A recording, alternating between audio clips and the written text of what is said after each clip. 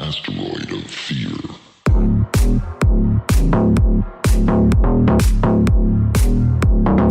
Hey everyone, welcome to another episode of the Men of the House podcast. Last episode I said I may not do Mondays, but I just feel compelled to. So, here we are. Welcome. I'm actually recording this on Sunday evening because it's going to drop in about 3.5 hours.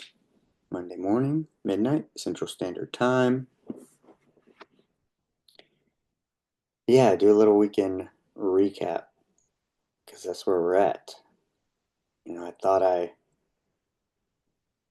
I thought I might not record on Mondays. I was kind of getting away from it potentially. But man, the past 24 hours have just been knucking futs. um, so, yeah, I decided I'd drop a line. I just got out of the shower, got my hair down after doing my walk much later than I wanted, but better late than never. But it's been that kind of a 24 hours, basically from about 6 p.m. last night till 6 p.m. this night. Uh, let's see. What did we do?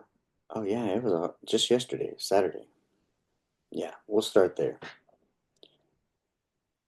Ooh, I did not sleep very much, maybe 4 hours. Got up kind of late. Then I do not know what I did early in the morning. I have no clue. I know I didn't sleep well. All the days have blended together. So much so that I do not know what I did. I cannot remember Saturday morning other than I think I probably woke up, had my coffee, worked on some of my stuff, and then I had to go drop off a package at the UPS store for somebody that we kind of help out over my dad's community. And then I ended up going to the chiropractor. That's what it was. Went to the chiropractor shortly after they opened, 10 a.m. Got a little adjusted, and then I went over to my dad's house. Yeah, that's what it was. Went over to my dad's, hang out a little bit until I signed into book club at 11:30.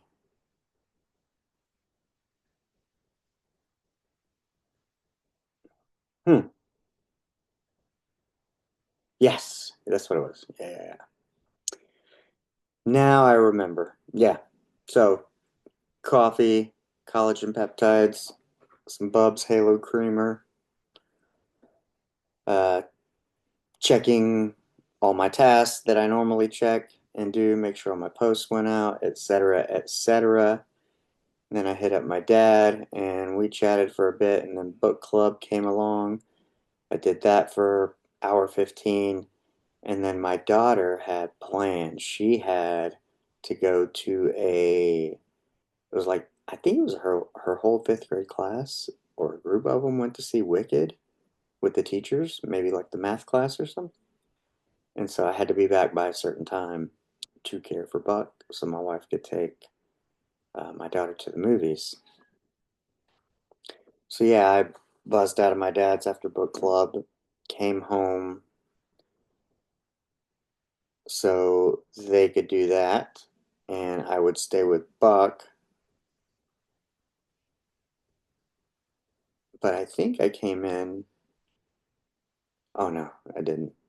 Yeah, they were going maybe at 3-ish or 2-ish. I don't know. So yeah, I got back and got everything set up, and uh, it was close to 2. yeah, they had to be there too.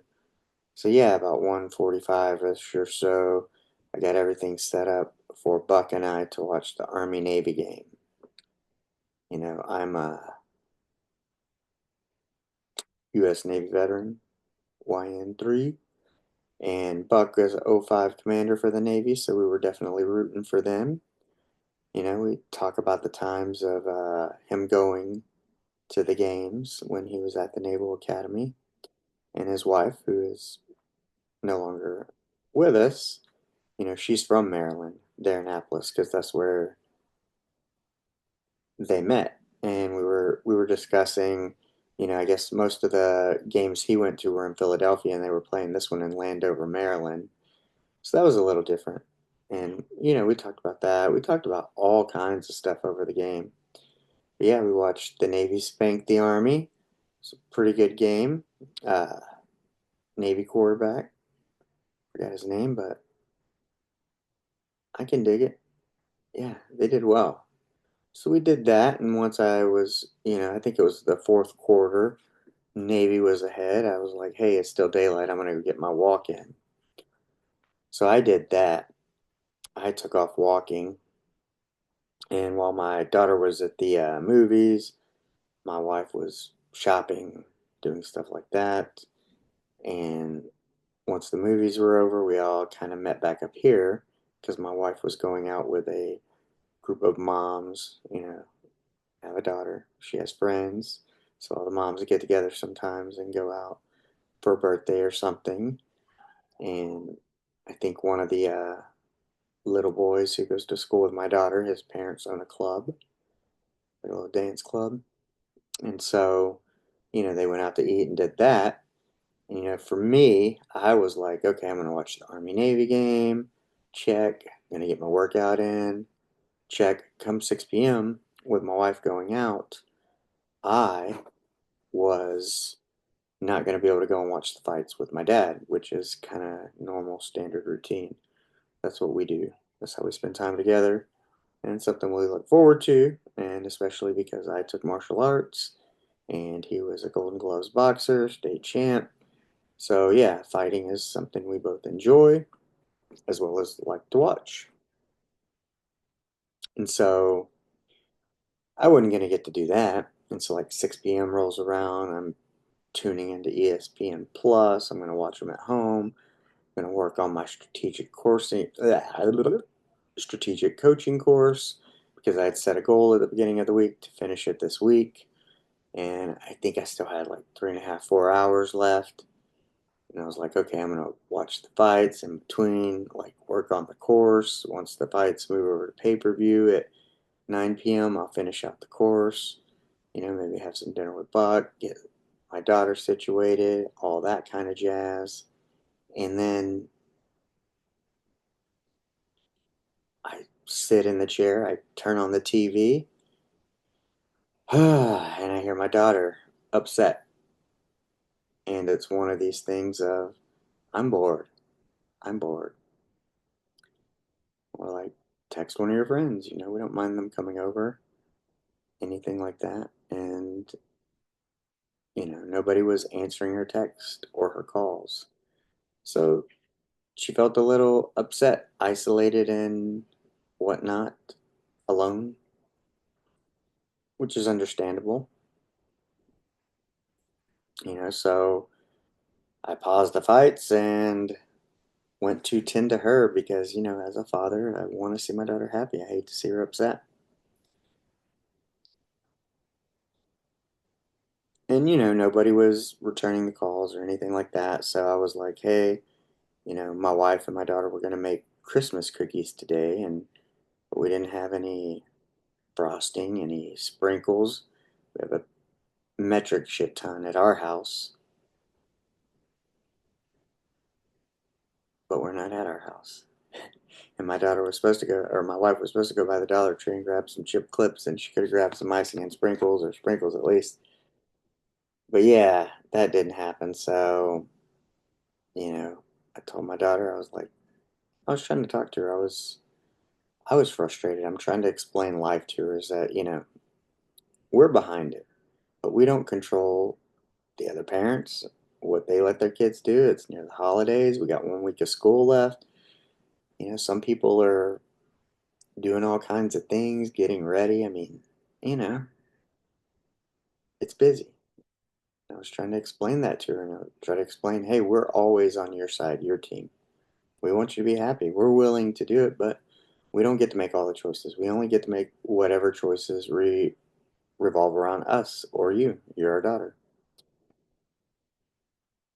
And so, kind of to redirect, I was like, okay,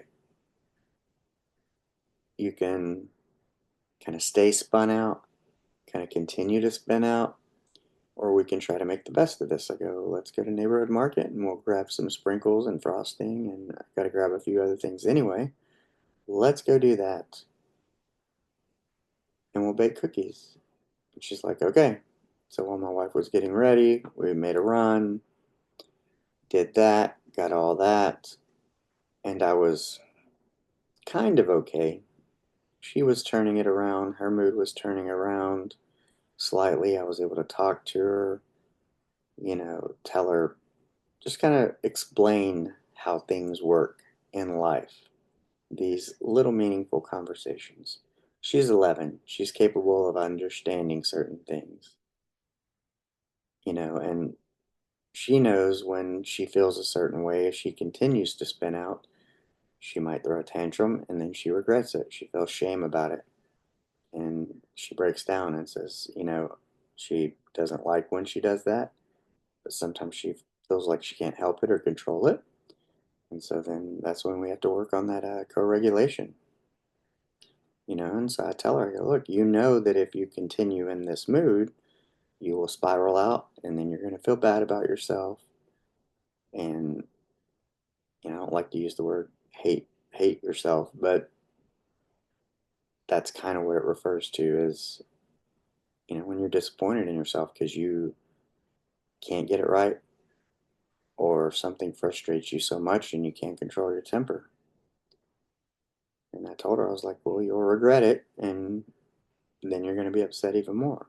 And so it kind of got turned around once we got in the store, started shopping. She found some new popsicles to try, these trolley gummy ones. And yeah, I mean, we were fine. And then I got home and I don't know, I felt a little, oh, that's where the frustration came in. Everything was kind of good to go.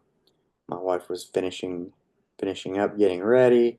Her and I started making cookies and we were reading the directions, and I reach into the fridge, grab an egg, and I look over.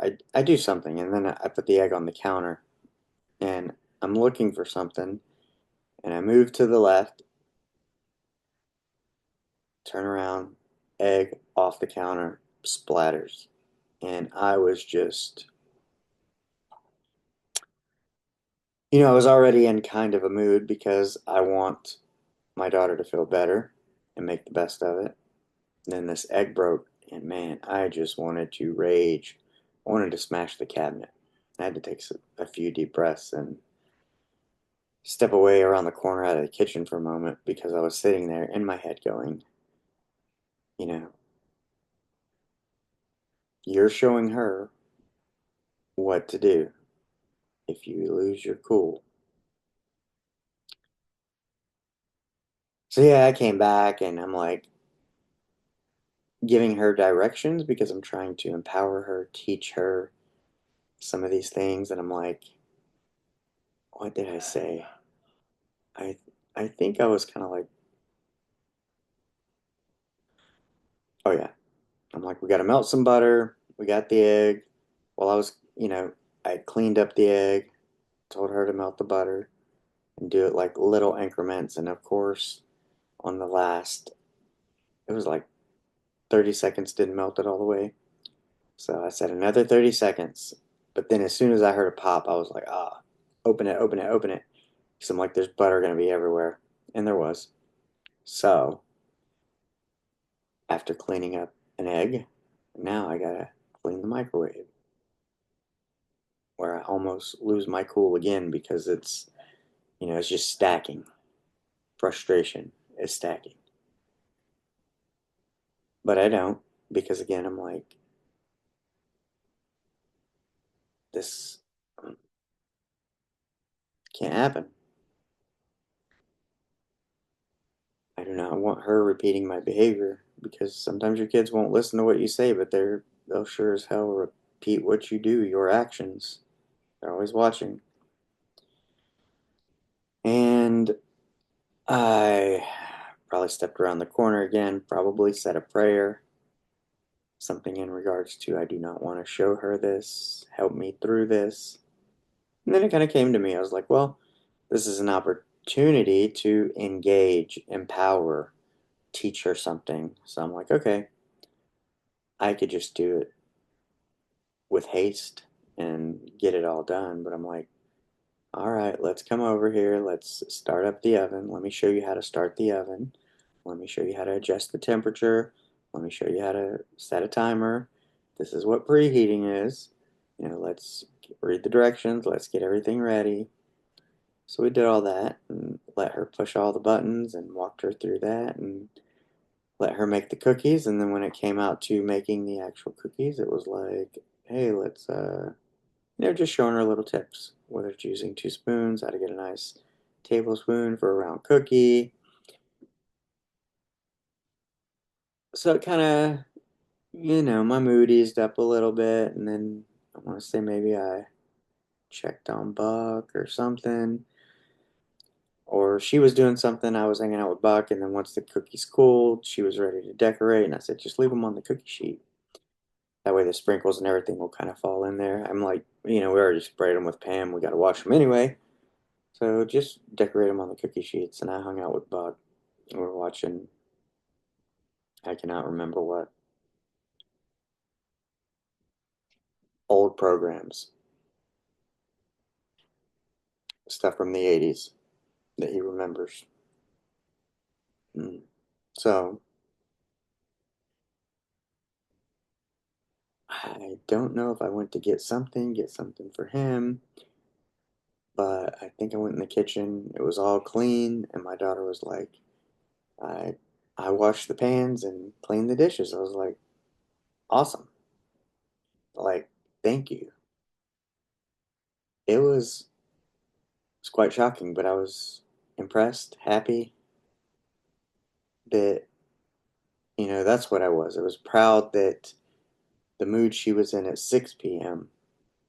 was no longer the mood. She made the cookies, she cleaned the dishes, and then she went and cleaned her bathroom. Yeah. So, yeah, I was highly impressed. And then Buck and I hung out, and he's normally a 9:30, 10 o'clock, maybe 10 o'clock, 10:30 kind of guy. But for whatever reason, we were up watching old shows till, and it was like 11:30, and he's finally like, "Hey, I think I'm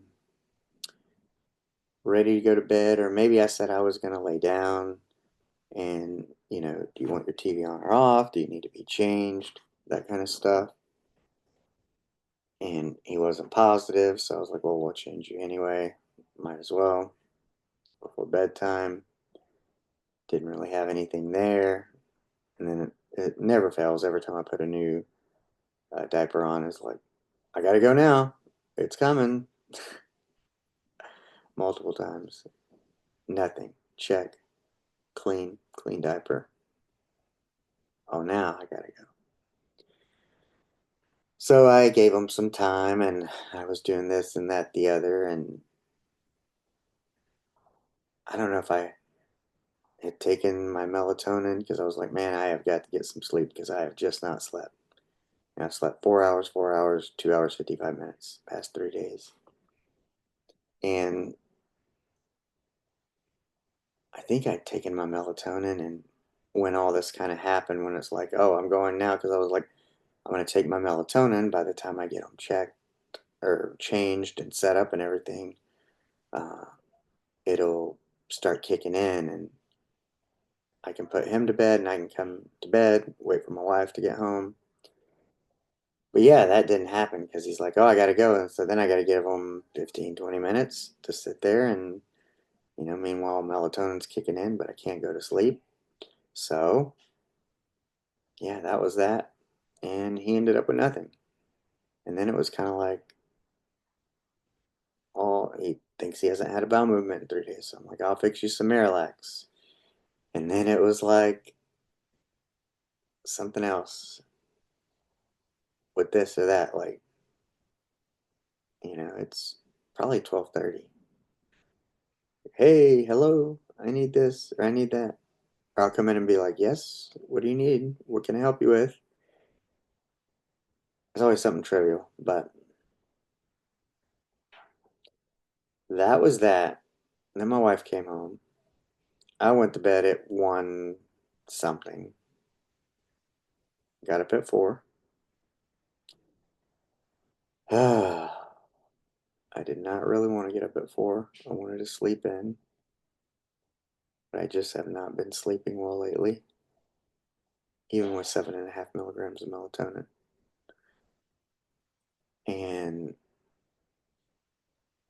yeah, I got up at 4. I was like, well, this is this. Start coffee, and looks like I better work on the course since I did set a goal to finish it this week and didn't get to last night. So yeah, from about 4 to 8:30, I was completing the course, and I finished my strategic life coaching course. So that was nice, and then it was time to move on to my dad's complex and go change the person we help out over there. And it was a hot, funky mess. I mean, it was almost like liquid puddle, throw stuff away, strip beds, everything, wash, soapy sponge bath. I mean, it was like the Exxon Valdez, big ass oil slick. That took a long time. And it was just, it was a lot because you're trying to clean him, but then, because you got to strip the bed, he can't walk, he can't lift himself up, he can't do anything. It's like I got to try to keep him as clean as I can while trying to roll up sheets and, you know, get them all so it's not rubbing on him because I'm washing them. Put like new chucks down, and as soon as I get them all clean, it's like, there he goes again. It just starts like pouring out. Like, when you see the little puddles of oil from the ground, like in was it Green Acres? Or the Beverly Hillbillies? That's what it was, Beverly Hillbillies. See the little oil come from the ground. As soon as I rolled them over, I could just see the chuck. It was like oil slick. Like, oh. So another clean. Yeah. And then, oh man, I do not know what it was. Yeah, I had to wash stuff, had to whoever's been helping them get stuff out of the dryer just takes it out of the dryer and throws it on the dryer, like you're living in a with a college roommate who has no laundry hygiene. And I got to get new stuff, and it's just all in one big pile. I need new sheets, all this stuff. So it's like I had to fold everything, to even get to the washer so I could wash all the sheets and everything we took off. So yeah, man, that was tough. And then I went and hung out with my dad for a little bit. And while I was waiting for that to wash, so I could remember to put it in the dryer. And then, my wife texts me and is like, your daughter wants to go to Urban Air today. She's going to be meeting somebody at this time. So I'm like sitting there going, okay, I need to know I need to be home by this time. So yeah, my dad and I were watching the Chiefs game, and halftime arrived, and I was like, okay, perfect time to leave. I'll go do that. Did that. Um, Made him 2 things of prime electrolyte drink because of all the diarrhea. He's on dialysis and all this stuff. He didn't need to end up dehydrating and end up back in the hospital. So I was like, took him two prime drink sticks. He doesn't have fingers, so I went ahead and mixed them and put them where he could reach them because he was already back in bed, out of his chair. And yeah, put the clothes in the dryer because I know we'll be there in the morning because he doesn't need us tonight, this evening. Called him and asked, and he said he was going to be good till the morning, but that could mean another XL in Valdez, oil slick, baby duck cleanup again tomorrow. We don't know. We don't know.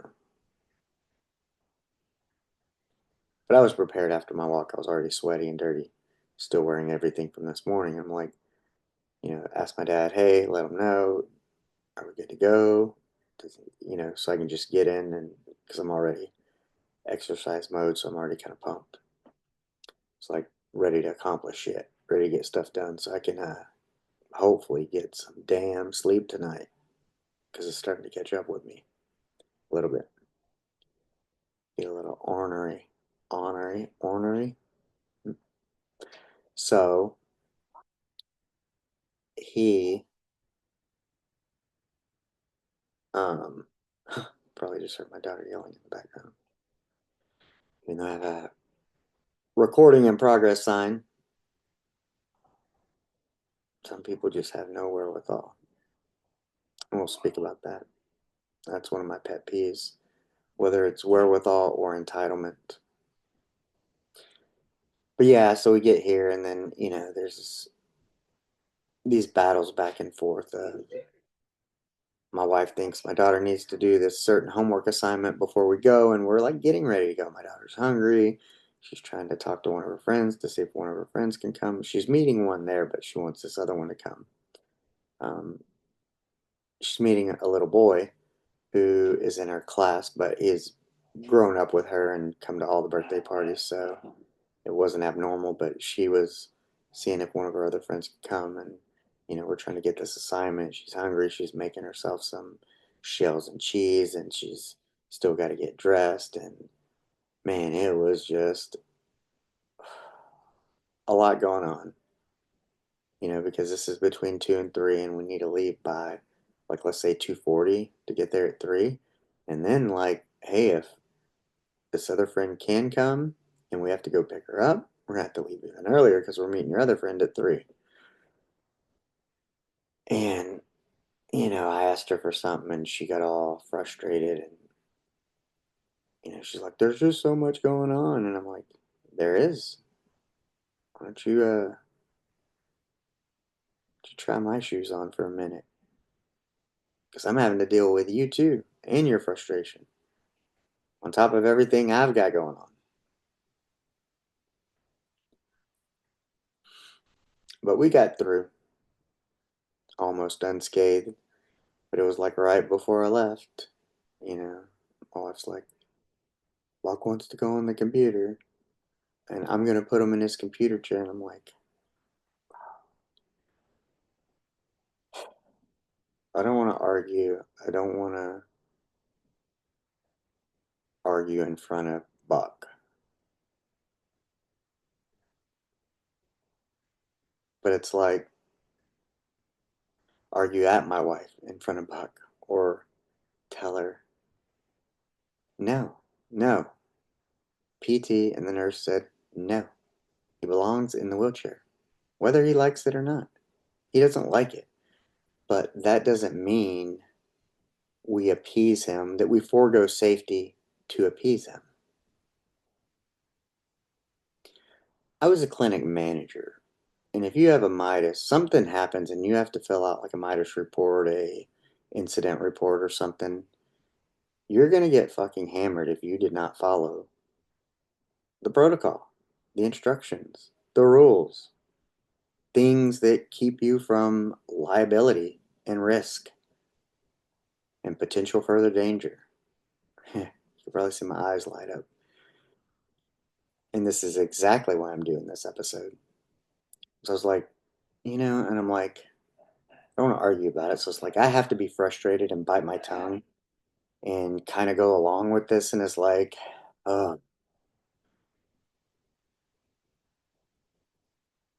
because I don't want to say what's on my mind in a certain tone at a certain volume, because the mood I was in, I have a couple of moods. I can be nice and say things nice, sort of, but I have a side of me that's kind of pretty serious that I would almost be like, it wouldn't have come off well. It would have started a big ass fight because I would have potentially, my words can make people feel bad. I can say some mean things. I can break you down with words if I need to.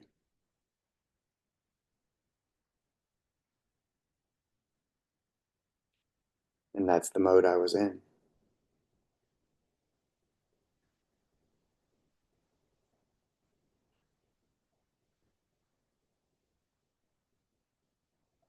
And it's a figure of speech. But, I was like, I did under my breath, or I don't know, maybe even aloud, because Buck doesn't hear well. But I was like, when she's like, he wants to go in this chair, and I'm like, fucking hard headed ass one and hard headed ass two. Two fucking hard heads. Like, just don't get it. Like, no. And then he was just being a pain in terms of like, I can't. It's like he wants this, but then he can't do anything for himself or doesn't want to help, or he can't stabilize his torso. And, my wife's trying to encourage him and or whatever and grab his hand and telling him, put your hand here. And he's like, I'll do it when I'm ready. Like, I got it. Like, leave my hand alone. Like, she's that trying to please, trying to go the extra mile, trying to be helpful. But she doesn't get this thing of like, if I say no, he says no is no is no. Move the fuck on. Don't ask again. Don't suggest again. Don't offer again. Like, if you offer me a cookie and I say no, are you sure? Motherfucker, I said no. I don't even like cookies, okay? Just no. Move the fuck on. Same thing happened last night. That was one of the things that frustrated me too, was like, we were at Walmart getting the sprinkles and stuff, and it's like, she's like, I'm gonna feed them. That way you can, because you're gonna make cookies with Sophie and all that before I leave. She's like, he was already asking for meds and he didn't want to eat. But she makes him something, and then she brings it back to the kitchen.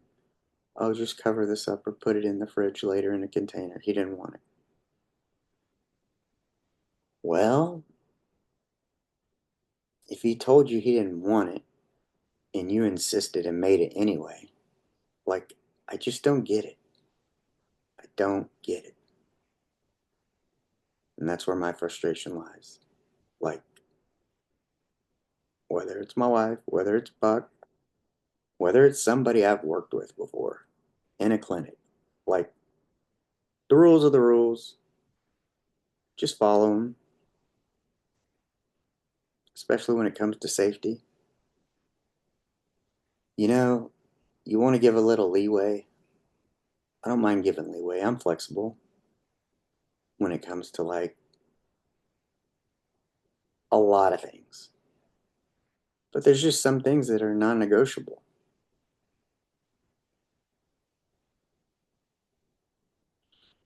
Because my rudeness would say, what the fuck is a dumb fucking idea? How dumb do you have to be to put other people at risk? To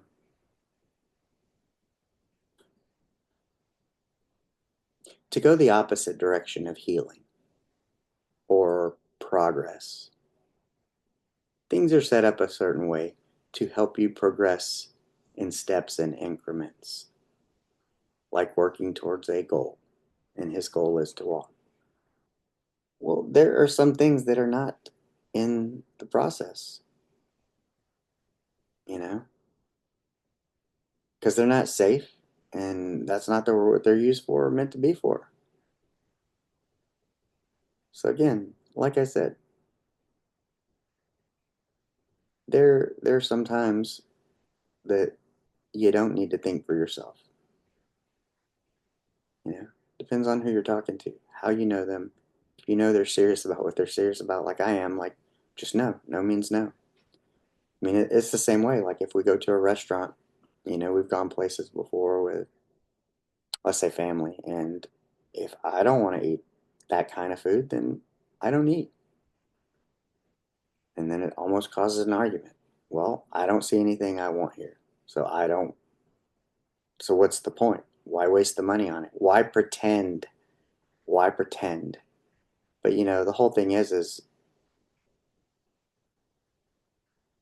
she'll feel bad because of the way it looks. But it's not about the looks. To me, it's like, I fasted for 45 hours yesterday. Or, yeah, 45 hours. Broke it last night with a shake. And I'm okay with that. And I've always been this way. I want what I want or want nothing at all. If I don't see something I want, then I'm okay walking away empty handed. I don't care if it's at a restaurant. Stop making it about you and your feelings and how things look. I'm okay with it.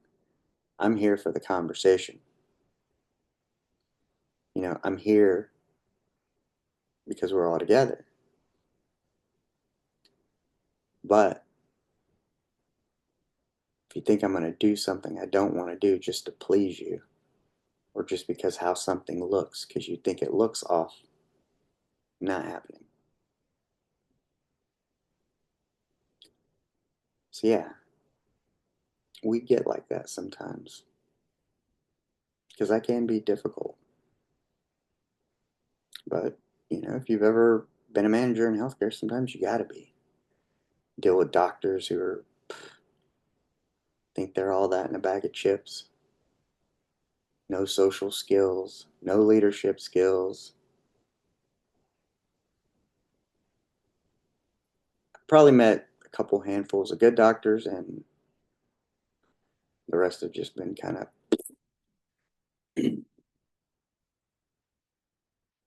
yeah, I don't know why they make doctor leaders because there's not a ton of them. Put them in leadership positions, that's not what they teach, unless somebody has the natural gift or ability to lead or they've learned leadership elsewhere. No, they don't know how to have tough conversations, anything like that.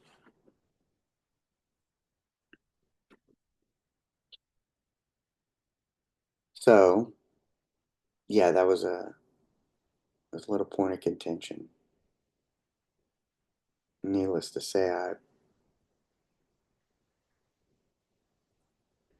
yeah, then he gets on the computer and it doesn't work because we've told him 10,000 times, like, your computer's at risk. You're running like bootleg software or something. I don't know. He's been hacked, all kinds of stuff. It's like, just let me bring you my laptop. Tell me what you want. Let me do it.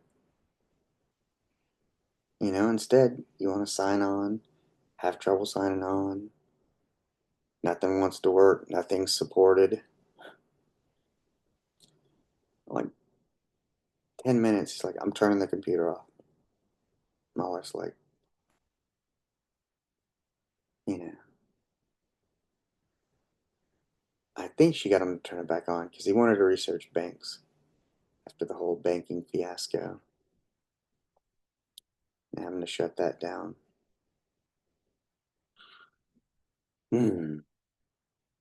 So yeah, I don't know. Sometimes you can only lead people so far. And sometimes I get to a point where if you don't want to listen to what's best, guess what? I'm going to walk away. You do your own thing and you're on your own. You get hurt, it's on you. You make a mistake, it's on you. And I'm not going to be there. Mm-mm.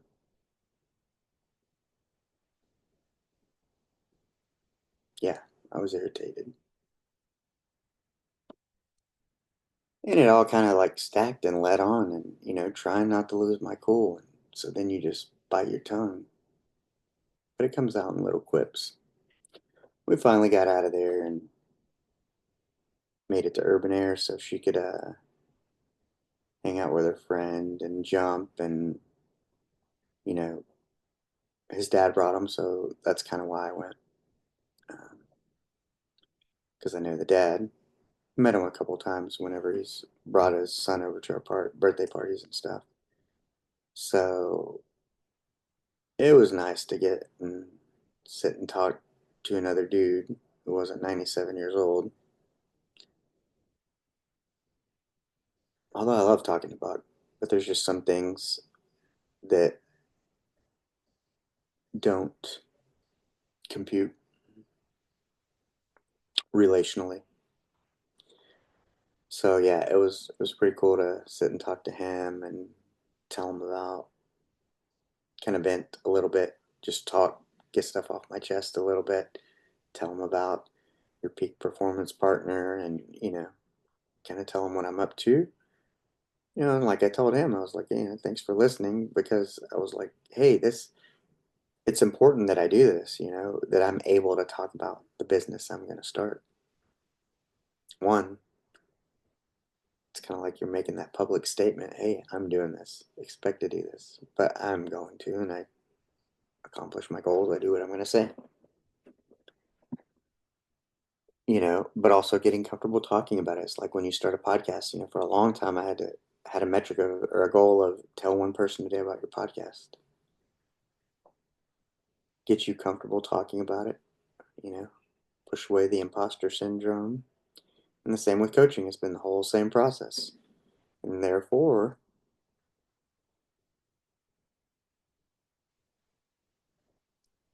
it's being able to talk about it, explain it to them clearly and concisely, and what the goal is.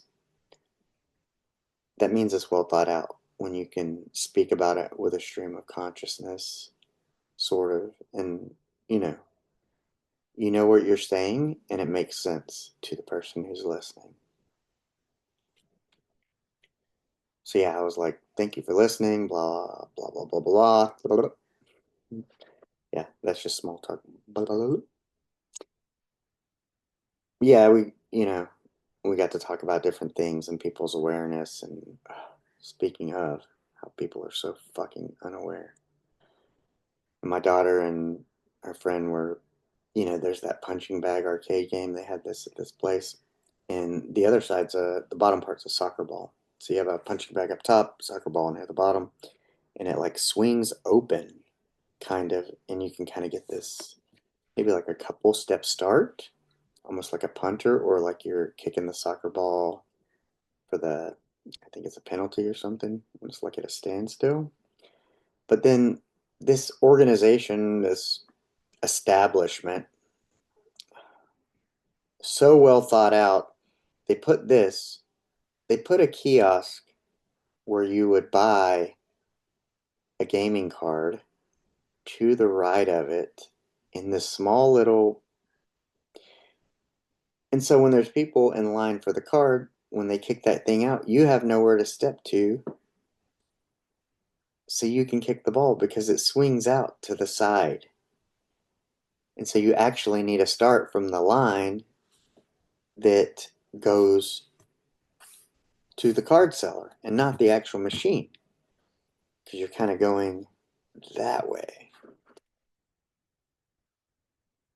And then the people kind of cleared out, and she's like, oh, I want to do it now. And so we went over there and we're doing it. And then there's this guy at the machine buying a gaming card. The ball kicks out. My daughter's in one spot, getting ready to kick the ball. And this dude's wife just walks in between the ball and my daughter. I was like, what the fuck? And like, I didn't say that to her, but this is what's going on in my head.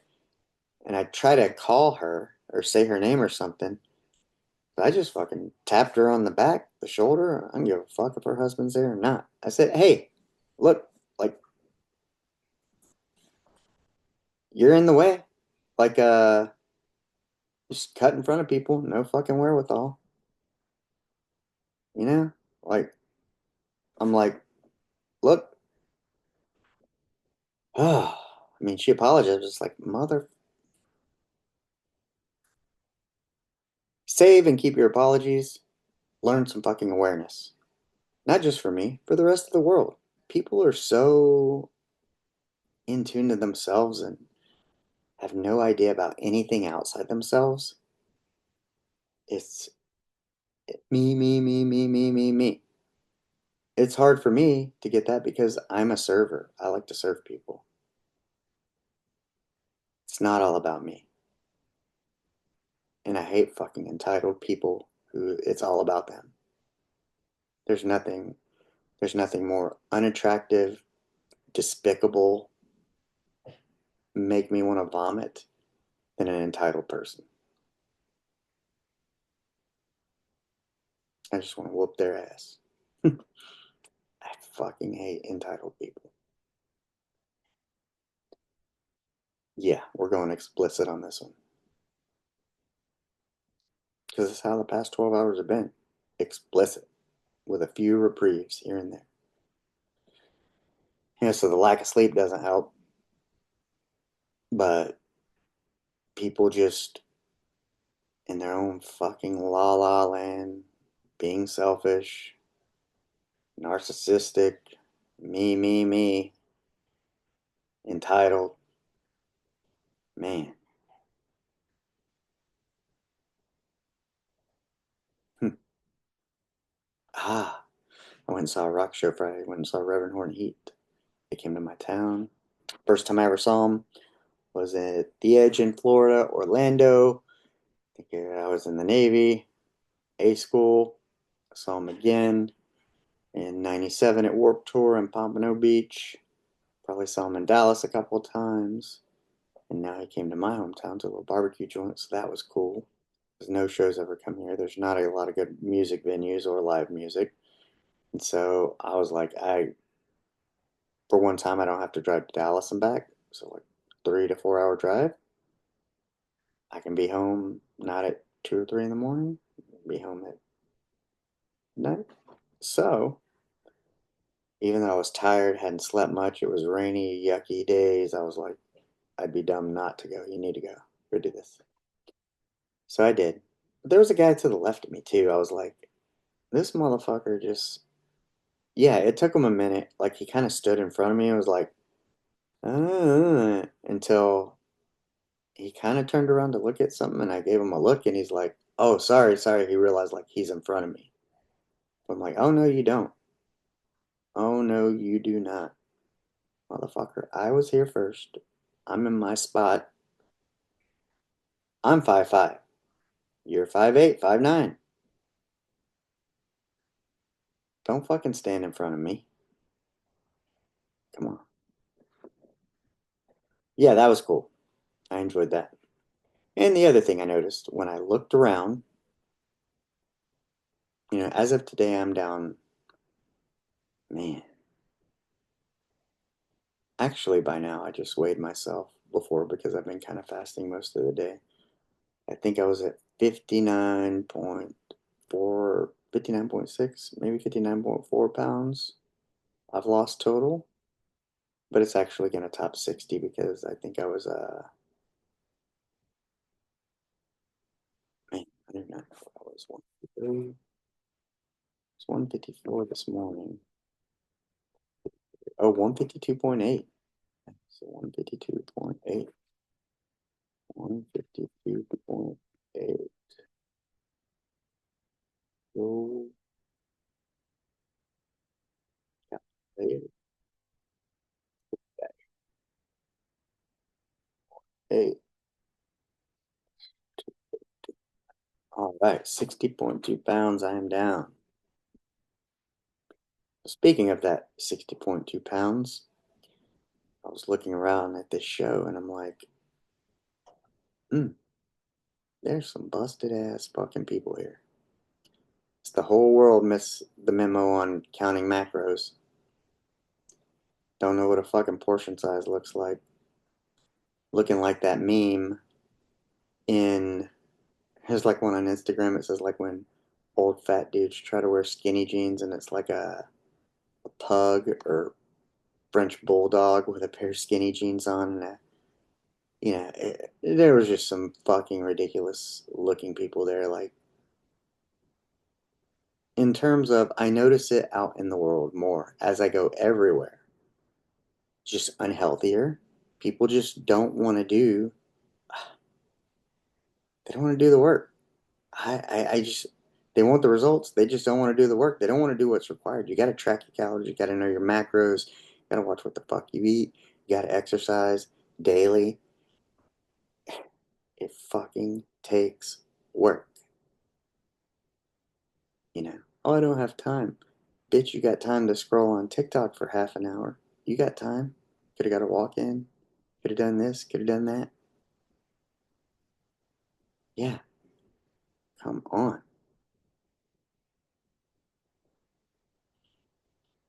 And then I was like, I'm 48. There's nobody in here that is my age, isn't balding, doesn't have a fuckload of gray hair, doesn't look like a fucking Teletubby, fat Elvis. Oh, it's like I feel bad. I feel bad for people to a degree because I know it's got to be tough when you're overweight. But I would say every time you open your mouth, you have the ability, like, you can heal or hurt with your words and what you put in your mouth into your body. Yeah, fuck yourself that way too. Put shit in your body and yeah, you're gonna look like a fucking Teletubby.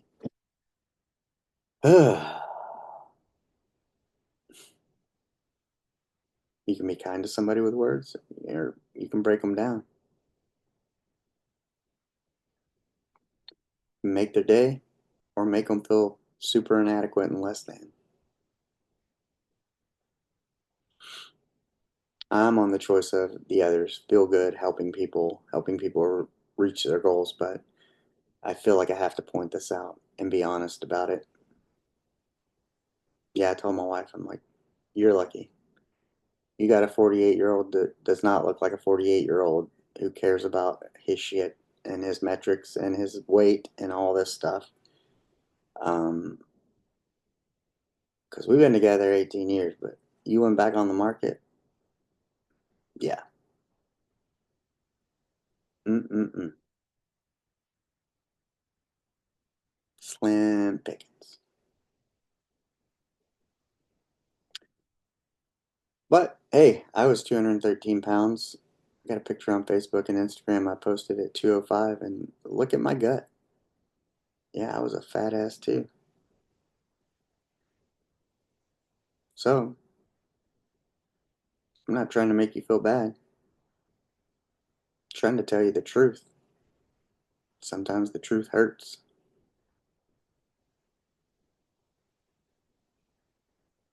But speaking of truth, hurt and pain, and your health, and how you want to be perceived, because the average right now, I saw the average, doesn't look good.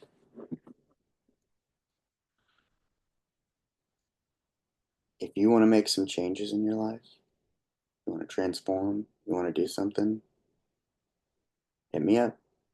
Hopefully, 3 weeks, 4 weeks, this thing's going to be off the ground. And I will help you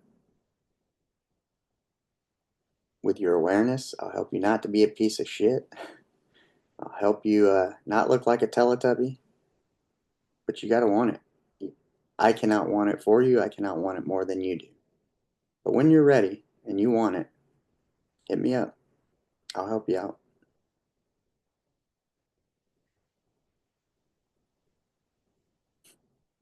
Because, I mean, yeah,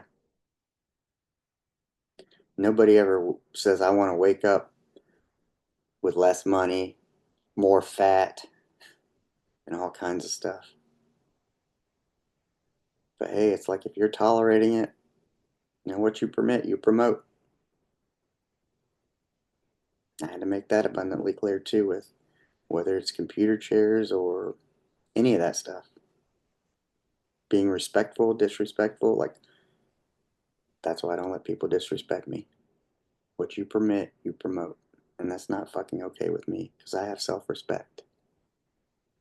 So, yeah, what you permit, you promote. And that's why he's not getting back in that fucking computer chair. One, because it's broken. And I'm going to fucking throw it away. So, when he sat in it, it went all the way down. It won't raise back up. So, yeah. And we're just not. No. Mm-mm. Right is right. Wrong is wrong. Better is better. And worse is worse. And you have a lot of choice in it.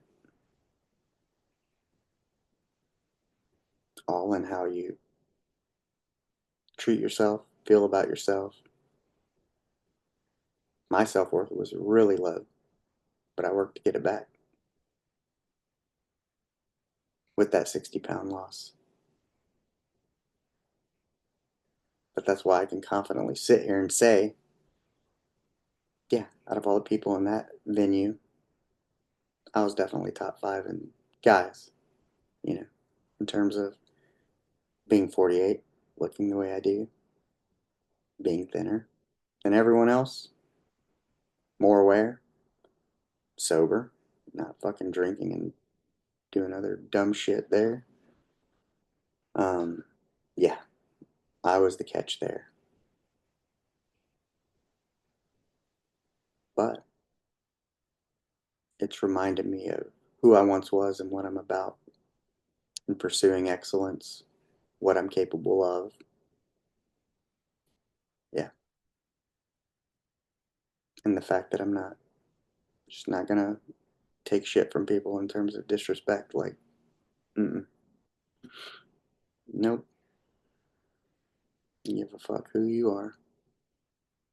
My boss, you sign the checks, whatever. You want respect, you give respect. So, I'll get off my rant, but you could probably see why I needed this. So, tune in Wednesday for my part of the story. We're going to pick up in New Braunfels, that part of my life.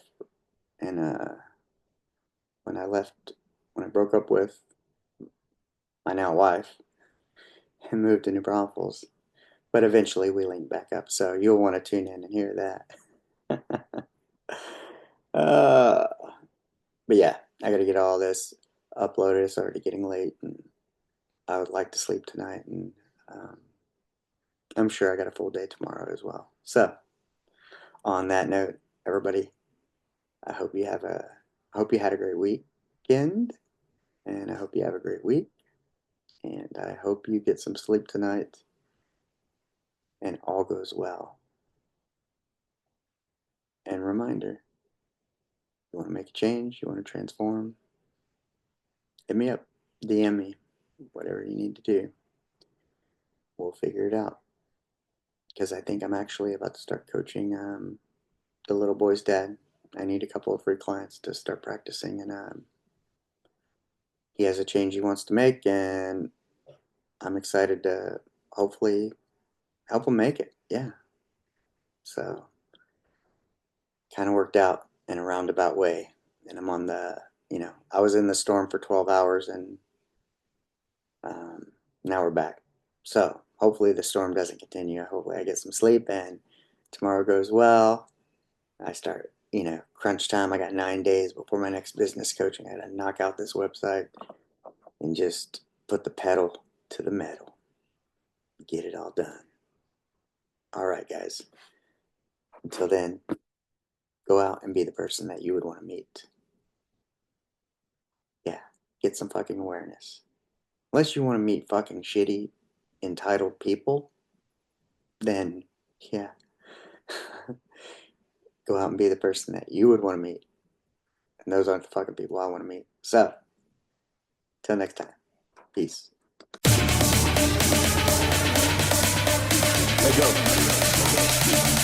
Asteroid of fear.